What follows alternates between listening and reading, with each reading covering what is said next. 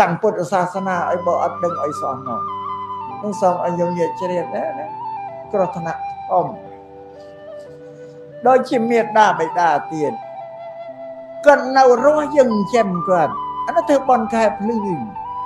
តបគុណខែភ្លឺហើយជូនបាយនំចំណែកទៅក៏ភ្នែកគាត់មើលឃើញទៅជាគាត់ក៏លឺគាត់ទទួលយកពីយើងទៅប្រើប្រាស់យើងក៏ឃើញហើយសប្បាយចិត្តរៀងខ្លួនអានោះគេថាបន់ខែភ្លឺបានបន់ណាស់ធ្វើម្ដងបានម្ដង100ដងបាន100ដង1000ដងបាន1000ដងអានេះក៏បន់ខែភ្លឺតែបន់ខែភ្លឺយើងធ្វើទាំងកាលលោករស់នៅប៉ុន្តែខ្លាំងលោកម៉ែឲ្យរស់នៅក៏មិនបានធ្វើទៀតគេតែបើអត់ទៀតមកពីបុគ្គលនោះក៏អត់បញ្ញាវាមិនឃើញគុណរបស់លោកអត់បានឃើញគុណទេអត់បានតបគុណនៃលោកទេអានោះវិញចឹងដល់វេលាលោកលះបង់នេះ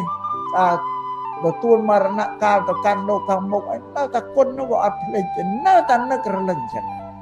បានវាដោយអស់លោកអ្នកម្ចាស់ដើមមកហ្នឹងគឺធ្វើចំពោះបុព្វការីជននៅតែនឹកឃើញគាត់មានលោកតែនៅតែនឹកឃើញគុណគាត់បានជាមានបុណ្យថ្ងៃណាអានេះគេថាបុណ្យខែងងឹតតបគុណខែងងឹតមិនមកយើងមានមើលគ្នាឃើញណាលោកពុកអ្នកម្ដាយចដូនចតាក៏មិនដឹងគាត់ទៅនៅឋានណាទីណាយើងនឹកលោកក៏មិនដឹងទៅរយណាណាដែរតាមពុទ្ធសាសនាមានតែធ្វើតិកណានុប្រទានផ្សាយជូនទៅលោកយ៉ាងបណ្ណការផ្សាយជូនទៅលោកនេះទៀតក៏អត់ប្រកបបើពីមុនមកញោមញាតនឹកថាអើយឲ្យតែធ្វើបុណ្យឧទ្ទិសជូនទៅជាដូនជាតាម៉ែឪប្រកបជាលោកអ្នកមានគុណបានទទួលគ្រប់តែឧទ្ទិសនឹងឯងអត់ទេណាថ្ងៃនេះអត់ប្រាអត់ទេអត់ច្បាស់អត់ប្រកបជាបានទេជូនក៏បានដល់ជូនក៏បានដល់មិនមែនដូចបុណ្យខែភ្លឺឲ្យបានគ្រប់តែឲ្យនៅក្នុងពុទ្ធសាសនាអានឹងលុបមួយចេញញោមដែលធ្លាប់មានជំនឿថាឲ្យតែឧទ្ទិសជូនទៅបានរាល់តការឧទ្ទិសនឹងលុបចេញព្រះពុទ្ធលោកថាมันប្រកបទេជូនក៏បានដល់ជូនក៏បានដល់សួរតើហេតុអីបានដល់បានដល់ថាបើអ្នកដែលស្លាប់ទៅកើតក្នុងភូមិដែលត្រូវទទួលបានទៅកើតក្នុងភូមិដែលមិនគួរទទួលបានអត់ហើយហ្នឹងពលលោកសំដែងទៅកើតភូមិទទួលបានទៅកើតភូមិទទួលបានអត់សម្រាប់ឧទ្ទិសនេះណាតែញោមញាតឧទ្ទិសបន់អត់ប្រកាសថាបុគ្គលដែលញោមឧទ្ទិសឲ្យទៅលោកអ្នកនឹងបានទទួលអត់ប្រកាសទេណាសួរថាប្រចាំបានប្រកាសយ៉ាងធ្វើម៉េចថាទេអានឹងតាមពុទ្ធសាសនាតែយថាកម្មរបស់សត្វទេអ្នកមកខាងហ្នឹងត្រូវទៅកើតនៅកន្លែងដែលទទួលបានអញ្ចឹងឯងធ្វើម៉េចអាហ្នឹងយថាកម្មអំពើដែលខ្លួនធ្វើតែសម្រាប់យើងអ្នកធ្វើនៅតែបានអញ្ចឹងឯងអ្នកនៅទទួលបានយើងនៅតែបានឃើញទេបានទី1គឺភាពដឹងគុណកតញ្ញូក៏ដឹងគុណលោកក៏បានប៉ុណ្ណឹងហើយមកយើងបានបំពេញទានទៀតប្រគិនផាត់តាហាចំពោះព្រះភិក្ខុសង្ឃធ្វើទានបានទាំងពីរនឹងឯងតែអ្នកមកខាងអត់ប្រកបទេតែយើងគឺបាននឹងសូមឲ្យយើងងាកជ្រាបត្រង់ហ្នឹងបានបញ្ជាក់ប្រាប់ថាពុទ្ធសាសនានេះទាក់ទងតែនឹងមនុស្សទេញោមញាតិពុទ្ធបរិស័ទពុទ្ធសាសនាគ្មានទាក់ទងនឹងខ្មោចទេមិននឹងយ៉ាងមួយទៀតហើយពីមុនញោមញាតិឲ្យតែឃើញមនុស្សស្លាប់គេមុនប្រសងទៅសូត្រធ្វើស្មានតែប្រសងទៅសូត្រធ្វើឲ្យខ្មោចនឹងស្ដាប់ខ្មោចមានតែជាតិណាស្ដាប់អានឹងខុសមួយទៀតហើយពុទ្ធសាសនាមានទាក់ទងឲ្យនឹងខ្មោចទៅតែសោះទាក់ទងតែនឹងមនុស្សរស់ចាញ់យកមកមនុស្សស្លាប់ទៅមនុស្សរស់តាគេទៅនិមន្តព្រះសង្ឃមកសូត្រទៅអត់មានខ្មោចខ្លួនឯងទៅនិមន្តព្រះសង្ឃមកសូត្រឯណាមនុស្សរស់គេទៅនិមន្តមកហើយខ្មោចដែលស្លាប់ទៅហើយមានអីនឹងស្ដាប់ឈើបានទ្វា5របស់មនុស្សភ្នែកជាទ្វាមួយតិចជាទ្វាមួយច្រមុះជាទ្វាមួយណាតជាទ្វាមួយកាយជាទ្វាមួយសម្រាប់ទទួលដឹងនៅអ្វីហ្នឹងដោយរូបមកប៉ះភ្នែកយើងដឹងថារូបអីដឹងដោយសារភ្នែក បល័យថាចក្ខុវិញ្ញាណសំឡេងអីមកប៉ះទៅជាយើងដឹងសូរសំឡេងអីបល័យថាសោតវិញ្ញាណដឹងប្រតិជាក្លិនឈ្ងុយឆ្ងាញ់អីក្អូបអីមកប៉ះនឹងច្រមុះយើងដឹងថាក្អូបឈ្ងុយឆ្ងាញ់គេហៅឃានវិញ្ញាណដឹងប្រច្រមុះរសជាតិអាហារប្រៃជូរហើយយ៉ាងណាមកប៉ះដាតយើងដឹងអានេះគេជីវហាវិញ្ញាណដឹងប្រដាតអាកាយរបស់យើងស្អីមកប៉ះខ្យល់អីមកប៉ះតិចក្តៅអីមកប៉ះយើងដឹងហ្នឹងគេកាយវិញ្ញាណមនុស្សយើងមុននឹងអាជីវិតវិញ្ញាណជីវិតនេះស្លាប់ទៅទ្វា5ហ្នឹងស្លាប់អស់មុនហើយបាត់ចិត្តអស់មនុស្សចិត្តស្លាប់ទទួលយកពន្លឺរូបអីឲ្យបានសម្ដែងទទួលបានជាមកក៏ទទួលក្លិនបានរសជាតិដាតក៏ទទួលបានកាយណាប៉ះអីវាងាប់អស់មុនណាបានជីវិតនោះបង្ហើយចុងក្រោយគេមានអីស្លាប់បានអត់ទេស្លាប់បានទេញោមណាឮអាត្មាថាពុទ្ធសាសនាមិនតិក្នុងខ្មោចចោះមាត់ចឹងមិនចេះស្ដាប់បានបានអត់តិតទៅខ្មោចតិតទៅនឹងមនុស្សរស់ពីព្រោះយើងរៀនសូត្រទៅក្នុងគម្ពីរបត្រៃបដកមិនឃើញកន្លែងទៅណាធ្វើដែលពុទ្ធលោកសម្ដែងទៅក្នុងខ្មោចរត់ទៅទេសោះឃើញសម្ដែងសម្រាប់ទៅក្នុងមនុស្សណាច្បាស់ណាស់ចា៎បើចឹងពុទ្ធសាសនាទាក់ទងទៅនឹងមនុស្សរស់ទេតែបានទេញោមណាទាក់ទងនឹងព្រះអង្គទូលមានព្រានបដៅមនុស្សទេចឹងធ្វើដែលព្រះអង្គសម្ដែងឲ្យ 84000 ធម្មខណ្ឌហ្នឹងមានព្រះវិន័យជាតួសិលព្រះសូត្រជាតួសមាធិហើយនឹងការសំបន់ផ្សេងធ្វើសេចក្តីល្អផ្សេងព្រះអភិធម្មជាតួបញ្ញាមានព្រះសិលសមាធិបញ្ញាសម្រាប់តែឲ្យមនុស្សលោកទេមនុស្សមានជីវិតរស់នៅតែយកព្រះធម៌ព្រះអង្គមកអប់រំខ្លួនរបស់យើងសិលសម្រាប់អប់រំកាយវាចាយើងឲ្យស្អាតសមាធិសម្រាប់អប់រំចិត្តយើងឲ្យស្ងប់ឲ្យមានពន្លឺបញ្ញាធ្វើឲ្យយើងដឹងអ្វីនឹងសពទូទៅអាក្រក់ល្អអីទាំងអស់ហ្នឹងមានបញ្ញាឯងយកមកទាក់ទងទៅនឹងមនុស្សឬមនុស្សយើងកើតមកពីកំណើតនាំយកសេចក្តីល្ងងមកផងឲ្យពូជល្ងងជាតិមកបើតើរៀនសូត្រទៅបានបញ្ញារីកឡើងកើតមានឡើងពីកើតមកពីកំណើតកាយវាចាចិត្តសាច់ជាប់ដោយកិលេសទាំងអស់កិលេសគឺគ្រឿងសៅមងគឺគ្រឿងសមោកគ្រោក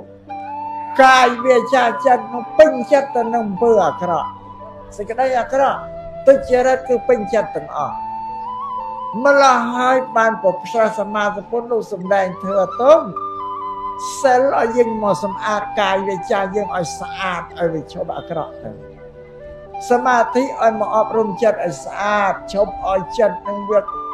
វល់កវាយវិលវល់ក៏ដើររោគរឿងរោពេញណាពេញណែមិនចេះឈប់នៅអវស្ងប់បញ្ញាធ្វើឲ្យយើងយល់ដឹងអ្វីទូទៅជារបស់ល្អទៅមានប៉ុណ្ណោះយកមកសម្អាតអញ្ចឹងធ្វើរបស់ពុទ្ធឲ្យមនុស្សយកមកសម្អាតកាយវាចាចិត្តខ្លួនឲ្យស្អាតទេ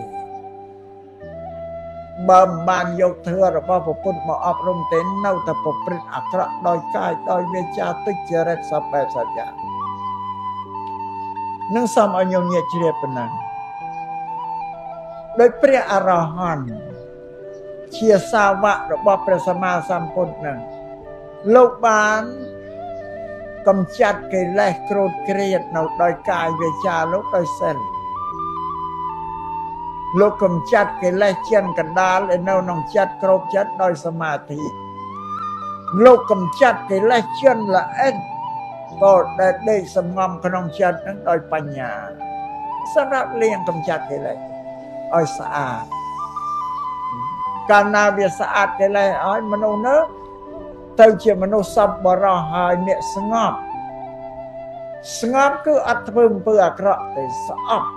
អំពើអាក្រក់គឺថាមិនត្រេកអរ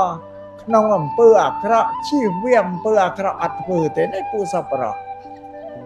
តែវាអត់កិលេសទៅជប់ធ្វើអាក្រក់តែកិលេសមានធ្វើអំពើអាក្រក់នឹងបានពុទ្ធសាសនាទាក់ទងទៅនឹងមនុស្សសង្គមមនុស្សទេញោមគិតមើលដូចជាសង្ឃៈធ្វើដែលមេត្តាបិតាសង្គ្រោះកូននិងកូនសង្គ្រោះមេត្តាបិតាធ្វើនេះធ្វើឲ្យឪពុកម្ដាយនិងកូននឹងមានវិសាសៈស្និទ្ធស្នាលដល់គ្នានិងគ្នាគោរពគ្នាទៅវិញទៅមកដល់ចឹងហើយសុខសន្តិភាពវាកើតដល់ហើយឪពុកនិងកូនម្ដាយនិងកូនហ្នឹងអញ្ចឹងអរិយសម្រាប់ប្តីប្រពន្ធទៀតប្តីលោកឲ្យសង្គ្រោះប្រពន្ធ5យ៉ាងប្រពន្ធសង្គ្រោះ5យ៉ាងរវាងភាគីទាំងពីរសន្តិភាពគ្នាឲ្យប្តីប្រពន្ធទាំងពោកូនសោសុភមង្គលនៃជីវិតប្តីប្រពន្ធនឹងសង្ឃៈទៅ5យ៉ាងយើងយកគិតមើលមកឲ្យកូននិងឪពុកម្ដាយសន្តិភាពនឹងគ្នាប្តីប្រពន្ធសង្គ្រោះក្នុងរង្វង់គ្រួសារនឹងស្ងប់ទាំងអស់សត្វតពុសពរៈទាំងអស់ល្អមានអ្នកណាមានទុកមានព្រួយអីទេអញ្ចឹងណាបើអ្នកណាមានហេតុណាទុកឡើងអ្នកដទៃនឹងជួយសង្គ្រោះគ្នាទៅតាមនឹងសម្រាប់ពុទ្ធសាសនា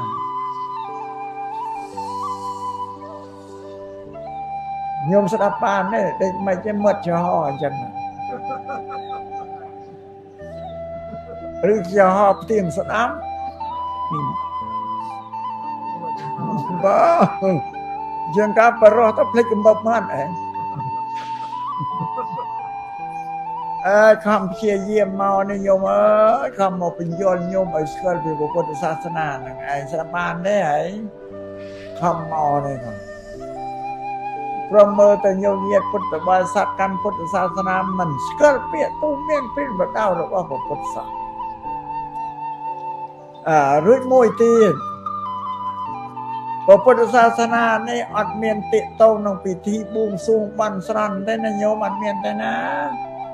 ពុទ្ធសាសនាអត់មានទៅទីពឹងអីសូននារីប្រព្រំអីអត់មានទេណាញោមណាអត្តទេសោប៉ុន្តែក្នុងបណ្ដាញោមញាតិអ្នកកាន់ពុទ្ធសាសនាឃើញទៅទីពឹងតែអីសូននារីប្រព្រំនឹងឯងឃើញទៅទីពឹងចឹងអានឹងមានពុទ្ធសាសនាណាយើងពុទ្ធសាសនាយើងត្រូវទីពឹងបរតនត្រ័យរបស់យើងគឺព្រះពុទ្ធព្រះធម៌ព្រះសង្ឃអីសូនរាជព្រំជារតនត្រ័យក្នុងសាសនាព្រាហ្មណ៍ទេតាមបានទេអីសូនរាជព្រំសត្វទេវតាយើងមិនដែលឃើញបងអ្នកកាន់សាសនាព្រាហ្មណ៍មិនដែលឃើញរតនត្រ័យរបស់ខ្លួនទេស្គាល់តែឈ្មោះទេហើយឈ្មោះរបស់រតនត្រ័យរបស់សាសនាព្រាហ្មណ៍អីសូនរាជដឹងតែតាមពួកព្រាហ្មណ៍ដែលជាមនុស្សទេតាមពិតពួកព្រាហ្មណ៍ហ្នឹងក៏មិនដែលឃើញព្រះដែរពោក៏នាំមកប្រាប់បរិស័ទមនុស្សហ្នឹងតែបរតនត្រ័យក្នុងពុទ្ធសាសនាគឺមនុស្សព្រះពុទ្ធជាមនុស្សព្រះធម៌ជាទ្រឹស្ដីពាក្យទូមានរបស់ព្រះពុទ្ធមានតែឈ្មោះតែអត់មានរូបទេបើព្រះពុទ្ធមានរូបព្រះធម៌មានតែនាមឈ្មោះព្រះសង្ឃនេះព្រះសង្ឃនេះណាគេតែជាមនុស្សដូចយើងដែរបានព្រះសង្ឃមានពីរពួកហៅអរិយសង្ឃព្រះសង្ឃសាវកនឹងលោកបរិនិព្វានអស់ផុតពូជឲ្យចុះមានហើយនៅស្ងៃនៅតែសមតិសង្ឃសង្ឃដែលសន្មតលោកនៅមានកិលេសដោយតែញោមញាតចឹងដែរមិនទាន់អស់កិលេសទេសមតិសង្ឃតែយ៉ាងណាក៏ដោយក៏លោកមានគុណបំណាច់ទៅលើបរិស័ទទាំងអស់ព្រោះព្រះសង្ឃជាស្រែបុណ្យអញ្ចឹងណាញោមណាព្រះសង្ឃជាស្រែបុណ្យដូចពួកព្រះសង្ឃជាបទជននោះមិនបានបដិបត្តិអីត្រឹមត្រូវដូចជាអរិយសង្ឃទេវាតែលឺលាស់ខាត់ខ្លះតែបានទេញោមណាបានតែមានញោមញាក់ខ្លះនឹងច្រើនលើកទោសព្រះសង្ឃដោយហួសហេតុពេកលេងជ្រះថ្លានឹងព្រះសង្ឃបើលែងជ្រះថ្លានឹងព្រះសង្ឃហើយយើងមានរតនៈឯណាជាទីពឹងអត់ទេពុទ្ធបរិនិព្វានផុតហើយព្រះធម៌នៅតែក្នុងគម្ពីរមានព្រះសង្ឃដែលមានរូបជាស្ដែងហើយជាស្រែបុណ្យប៉ុន្តែបើសិនណាញោមមិនយល់ពីការគោរពក្នុងសង្ឃក៏ខកខូចប្រយោជន៍ដែររឿងព្រះសង្ឃលោកធ្វើអីខុសទើសទេឯរឿងរបស់លោកតែលោកបានចែកបាបមកញោមទេអានឹងបាបតែខ្លួនលោកតែបានញោមណាអានឹងមួយ ហើយបើញោមគោរពប្រសង់គោរពតែប្រសង់ហើយកុំគោរពបុគ្គលអាបានទេតែគោរពបុគ្គលវាជាប់ជាពាក្យហ្នឹងហើយយើងគោរពប្រសង់គឺគោរពចំពោះអ្នកបួសទូទៅជាវងរបស់អ្នកបួសហៅសង្ឃយើងអត់គិតណាមិនទេគិតតែបងអ្នកបួសយើងគោរពចំពោះសង្ឃកុំឲ្យវាទៅជាបុគ្គលហើយប្រសង់ជាស្រែបន់សម្រាប់ញោមញាតិយោមបច្ច័យទាំង4នឹងយកមកសាបព្រោះក្នុងស្រែទៅដើម្បីបានកុសលផលបុណ្យដល់ញោមញាតិវិញព្រោះអញ្ចឹងបើអត់ប្រសង់ក៏គ្មានអីតំណាងពុទ្ធសាសនានឹងមិនមានអីមើលឃើញស្ងៃស្គាល់ពុទ្ធសាសនាសតតែសាបប្រសង់ហ្នឹងហើយឃើញជារូបរាងហ្នឹងបើអញ្ចឹងសម្រាប់អ្នកចេះដឹងពួកគាត់គេមិនគិតតែរឿងលោកធ្វើអីរឿងរបស់លោកតែលំបានចែកបាបមកយើងទេរឿងរបស់លោកយើងគោរពចំពោះតែប្រសង់ទៅបានប៉ុនបានកុសលហើយស្អាតអាត្មានិយាយនេះមិនមែនកាន់ជើងអ្នក4អេខេលខូចទេប៉ុន្តែបើមិនប្រាប់ញោមនឹងខូចប្រយោជន៍តែបានទេកុំទៅរវល់រឿងរបស់លោកតែយើងគោរពចំពោះតែសង្ឃតែបើញោមគោរពចំពោះបុគ្គលនឹងសៅមកខូចតែផងប្រសងតែយើងអត់ដឹងទេយើងគោរពតែវងអ្នកបួសអញ្ចឹងគេប្រតនត្រ័យប្រសងនោះប៉ុណ្ណឹងបានមានលោកអីជារូបភាពគង់វងដែលយើងស្គាល់ពុទ្ធសាសនានោះជារតនត្រ័យទី3ហ្នឹងសត្វតែមនុស្សទាំងអស់ខ្ញុំរតនត្រ័យក្នុងសាសនាព្រាហ្មណ៍សត្វតែទេវតាទាំងអស់នៅលើមេឃព្រះឥសូរពិនរាយព្រមហើយនឹងមានទេវតាដទៃទីច្រើនណាសត្វតែទីទេពទាំងអស់វាខុសគ្នាអញ្ចឹងពេលដែលញោមញាតិកាន់ពុទ្ធសាសនាមិនជ្រះថ្លានឹងពុទ្ធប្រធើប្រសង្ឃដែលជារតនត្រ័យរបស់ខ្លួនទៅជ្រះថ្លាទាំងរតនត្រ័យក្នុងសាសនាព្រាហ្មណ៍ដល់បាត់ទេញោមណាហើយបញ្ជាក់ញោមញាតិមួយទៀតពូជរបស់ប្រពន្ធនៅក្រោមអធិពលរបស់ឥសូរនារីព្រំតែទាំងអស់ឯពូជប្រពន្ធពូជពងលោកក៏រពូននឹងទាំងអស់តែដល់ព្រះសម្មាសម្ពុទ្ធលោកត្រាស់ដឹងលោកមានបញ្ញាញាណតាមបានទេញោមណាបញ្ញាទៅលំលែងលោកយកឃើញថាសាសនានឹងអត់មានផលអីមានតែហេតុបើអត់ប្រយោជន៍មានតែហេតុយ៉ាងម៉េចថាកាលណាមនុស្សលោកត្រូវការចាំបានអីតែងទីពឹងព្រះឥសូរនារីនោះប្រទានឲ្យបន់ស្រន់បួងសួងអាហ្នឹងជាហេតុអីថាបានទេញោមណាឲ្យព្រះជួយគឺជាហេតុតែមិនដែលឃើញព្រះដែលយើងហៅឲ្យជួយកាន់យកវត្ថុអីដែលយើងត្រូវការយកមកឲ្យយើងវាអត់ទេពុទ្ធជាបរមគ្រូតើអានោះវាមានតែហេតុវាអត់ផលវាអត់ប្រយោជន៍ទេពុទ្ធលោកក៏វិញចោលមុនយើងហើយដោយសារលោកមានបញ្ញាតែយើងនេះតើវាអត់មានបញ្ញានេះវាអត់ដឹងថាឥសូរនារីព្រំនឹងមិនរតនត្រ័យរបស់ពុទ្ធទេឬពួកនឹងពុទ្ធបរិស័ទយើងអត់ដឹងទេតាមបានទេញោមណាតែយើងមិនដឹងក៏យើងទៅគោរពអានេះអត់បានទេពុទ្ធសាសនាលោកសំដែងពីហេតុផលសាសនាព្រាហ្មណ៍មានតែហេតុវាអត់ផលមើលណោះចាស់ហ្នឹងក៏តែងពឹងទៅលើឥសូរនារីបន់ស្រន់សុំឲ្យជួយអីហ្នឹងបន់តាំងពីសក់ខ្មៅទៅសក់សមណាឃើញបានអីទេស្រូវក្នុងចន្ទរប់ធ្វើតែខ្លួនឯងចឹងងាប់ហ្នឹងក៏មិនយល់ទៀតណាស្រូវអីក្នុងចន្ទរប់ក៏ធ្វើតែយួររើសដកស្ទូងនឹងរួមទាំងមានព្រះណាមកជួយដកស្ទូងហ្នឹងណាប៉ុន្តែតែអញ្ចឹងឯងមកពីវាអត់ដឹងវាអត់បញ្ញាហ្នឹងឯងបើគេមានបញ្ញាគេថាទេរបស់ទាំងអស់កើតពីអញរោតអញធ្វើមានអ្នកណាយកមកឲ្យអានឹងចឹងបានពុទ្ធសាសនានិយាយពីហេតុផលញោមណាអ្វីដែលមានហេតុអត់ផលមិនទទួលយកទេបើមានហេតុមានផលបានយកឬបើមានផលអត់ហេតុក៏មិនជឿដែរប៉ុន្តែបើអត់ហេតុផលមានហេតុផលញោមមើលមកដូចជារុក្ខជាតិដើមឈើញោមញាតឃើញផ្លែដូងផ្លែស្វាយផ្លែក្រូចអានឹងវាជាផលណាដើមវាជាហេតុបើមិនមានដើមដូងដើមក្រូចដើមស្វាយដែលមានផ្លែស្វាយផ្លែក្រូចផ្លែដូងញោមហ្នឹងនេះវាហេតុអានឹងណែប្រពន្ធលោកបញ្យល់ដូចមនុស្សយើងក៏មានហេតុផលដែរ មានហេតុផលយើងនេះវាជាផលរបស់ម៉ែឪយើងម៉ែឪយើងជាហេតុខ្ញុំគិតមើលមកអត់ហ្នឹងចាឬម៉ែឪយើងនឹងវាជាផលរបស់ម៉ែឪក៏តាយើងទៅទៀតនេះវាមានហេតុផលហើយសម្រាប់យើងដែលជាផលរបស់ម៉ែឪវាត្រឡប់ទៅជាហេតុវិញបានកូនយើងជាផលណាអញ្ចឹងដល់កូននឹងជាផលហើយវាត្រឡប់ទៅជាហេតុវិញបានចៅជាផលអាហ្នឹងហេតុផលពុទ្ធសាសនាតែអញ្ចឹងបានជឿ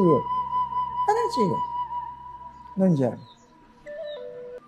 ហើយប្រសូតពុទ្ធសាសនាប្រពន្ធលោកបញ្រៀនមនុស្សឲ្យជឿអីបើថាមិនឲ្យទីពឹងអតិភិបខាងក្រៅតើឲ្យទីពឹងអីថាប្រពន្ធឲ្យធ្វើការឲ្យទីពឹងកាយវាចាចឹងពុទ្ធសាសនាបញ្រៀនឲ្យធ្វើការតើញោមណាកាយកម្មបបល័យតែធ្វើការដោយកាយអវិជ័យកម្មធ្វើដោយសម្ដីមនោកម្មធ្វើដោយបញ្ញាគិតគូរហ្នឹងមានប៉ុណ្ណឹងឯស្អីដែរយើងកើតមានធ្វើការទាំងអស់គ្នាឥឡូវភាពជាក់ស្ដែងញោមញាតមានទ្រព្យមានសម្បត្តិយកស័ក្តិអីសប្តាហ៍ថ្ងៃហ្នឹងបានពីអ្នកណាមើលមកតាំងពីយើងមានគូសកលមកម៉ែឪក៏រៀបចំឲ្យមានគូសកលមានទិនមានទ្រព្យណាបើអញ្ចឹងខំរកទ្រព្យឲ្យធ្វើកិច្ចការងាររៀងខ្លួនដួលចុះក្រោកឡើងទៀតបានទ្រព្យសម្បត្តិហ្នឹងបានពីការងារដែលធ្វើនឹងពុទ្ធសាសនាលោកឲ្យធ្វើការងារតែបញ្រៀនឲ្យនៅធ្វើការអត់បញ្រៀនឲ្យពឹងឲ្យសមឲ្យណាទេអូជីវិតរបស់មនុស្សនៅលើផែនដីយើងមើលទៅឃើញតែមិនអញ្ចឹងមែនចឹងយើងនិយាយគេណាសាសនាដែលគេថាព្រះជួយមានច្រើនណាស់មានច្រើនសាសនាព្រាហ្មណ៍ក៏ថាព្រះប្រទានឲ្យគ្រីស្ទានមូស្លីមបញ្ញេទៅប៉ះទៅសាសនាគេប៉ុន្តែយើងត្រូវតែនិយាយតែសាសនាធាព្រាហ្មណ៍ណាញោមមកគឺសួរតអ្នកដែលកាន់សាសនាជឿតែព្រះឲ្យឃើញអ្នកនឹងដេកស្ងៀមនេះអត់ទេធ្វើការដូចតែយើងចង់តែងប់ឯងពួកនឹងធ្វើការខ្លាំងជាងយើងទៀតធ្វើការដោយកាយដោយវិជ្ជាចិត្តអានឹងមានតែប៉ុណ្្នឹងឯងសូមឲ្យញោមញែកជ្រាប